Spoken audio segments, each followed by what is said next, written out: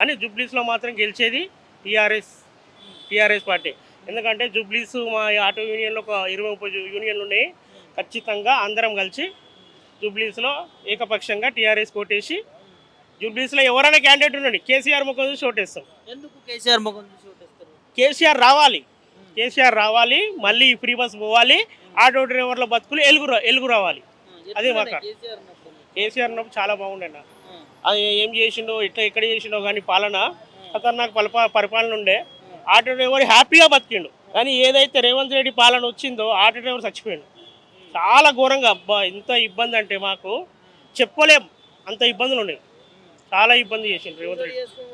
చాలామంది చచ్చిపోయారన్న, మా ఫ్రెండ్స్ చాలామంది చచ్చిపోయారు. డిస్టిక్లలో చచ్చిపోయారు, ఇక్కడ సిటీలో కాదు.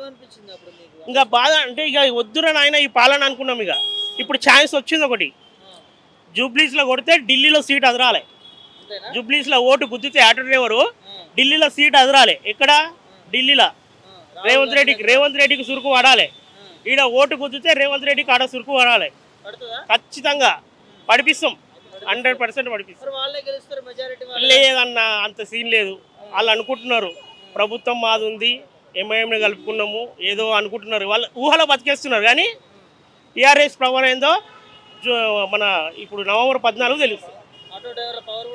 చూపిస్తుంది ఖచ్చితంగా 100%. మా ఏమున్నాయి అన్న, మన మినిమం మా యొక్క 40-45 వేల ఓట్లు ఉంటాయి. మా ఓన్లీ డ్రైవర్లే జూబ్లీస్లో, ఓన్లీ డ్రైవర్లే.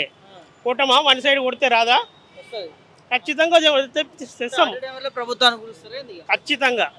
ఖచ్చితంగా రాబోయే కాలంలో ఆటో డ్రైవర్లే రేవంత్ రెడ్డి సీటు కూలుస్తారు. అందుకన్నా ఇప్పుడు జూబ్లీస్ గెలవని టీఆర్ఎస్ రేవంత్ రెడ్డి పీట కదులుతా లేదు చూడండి, ఖచ్చితంగా కదులుతుంది.